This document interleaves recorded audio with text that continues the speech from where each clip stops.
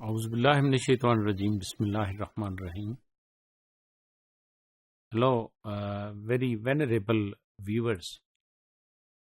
Today we are going to talk about development of emotions in psychosocial development,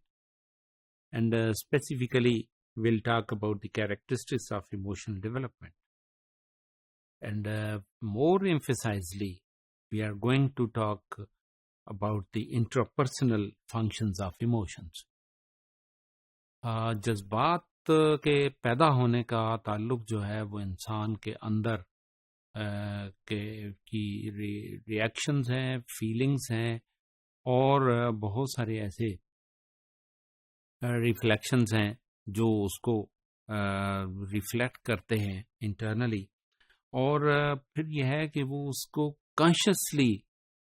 بعض اوقات دیکھ رہا ہوتا ہے، لیکن بہت حد تک بعض اوقات وہ کم کانشیس ہوتا ہے، اور انکانشیسلی بھی وہ بعض اوقات اظہار کرتا ہے، اور اس کے درمیان ایک سٹیج ہے، وہ کم و بیش ہو سکتی ہے کہ وہ کانشیس کی طرف ہم اگر اسے لے کر جاتے ہیں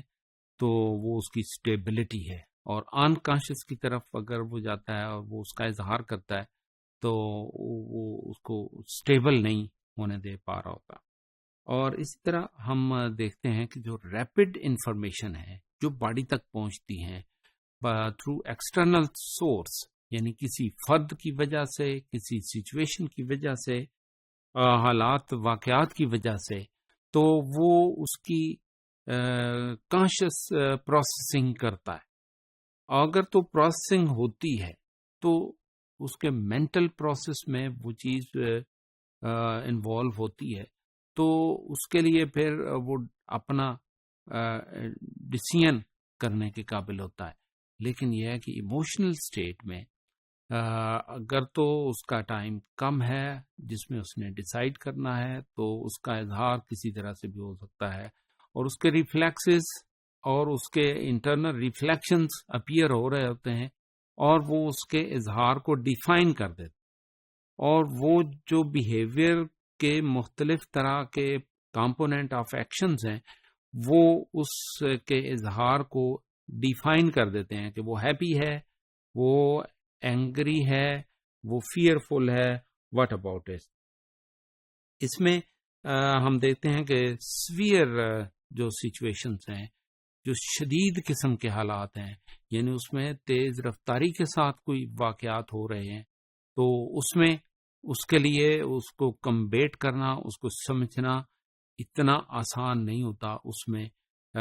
بعض اوقات یہ ہے کہ some time happy events also becoming fearful situation. اور اس میں جو کانشیس انٹرونشن ہے، جو کوگنیٹو انٹرونشن ہے، یعنی سوچ و بچار کے اندر وہ تبدیلی، اور اس کو سوچ و بچار کے ذریعے اپنے آپ کو انٹرپریٹ کرنا، اپنے آپ کو اظہار کے قابل بنانا، اور اس اظہار کو ہم جو نام دے رہے ہوتے ہیں وہ ایموشنز ہوتے ہیں. اور ان ایموشنز کے لیے اس کی اپنی اندر کی کیفیت ڈپینڈ کرتا ہے کہ وہ کس طرح سے ہے. اسی طرح ہم دیکھتے ہیں کہ باڈی کو وہ امیڈیٹ ایکشن کے لیے پریپیئر کرتا ہے، اور اس کے بیہیویئر کو موقع ملتا ہے کہ وہ کس طرح سے دوسروں کے لیے ریفلیکٹ کرتا ہے. اور اسی طرح بعض چیزیں جو ہے نا باڈی کے اندر ایکٹیو ہو جاتی ہیں، اور بعض چیزیں جو ہے نا اس کے باڈی کے اندر، ذہن کے اندر ڈی ایکٹیو ہو جاتی ہیں. اور یہ اس کا اظہار ڈپینڈ کرتا ہے کہ سچویشن کیا ہے، پرسپیکٹو کیا ہے جس میں اس نے اس کا اظہار کرنا ہے. اور بعض اوقات یہ ہے کہ غصہ اور اس سے ریلیٹڈ جو ایکشنز ہیں وہ ڈی ایکٹیویٹ ہو جاتے ہیں، اور ڈپینڈ کر رہا ہوتا ہے کہ وہ ہیپینس اور جوائے کی سچویشن ہے تو وہ ایٹ دا سیم ٹائم وہ چیزوں کو مینیج اور کنٹرول کرتا ہے. اور یہی اس کے سٹیبل ہونے کے لیے ایک مددگار عمل ہے.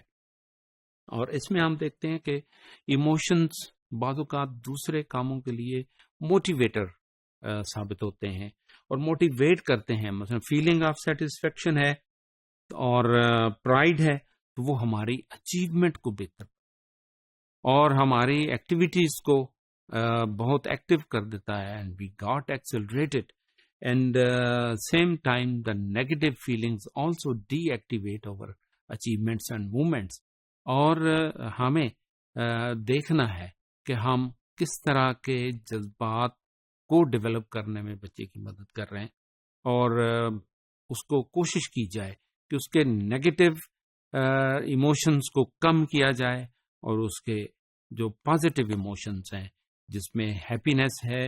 جس میں جوائز ہیں، جس میں ایکسائٹمنٹ ہے، اس کو ابھارا جائے تاکہ بچہ اپنی اچیومنٹ کی طرف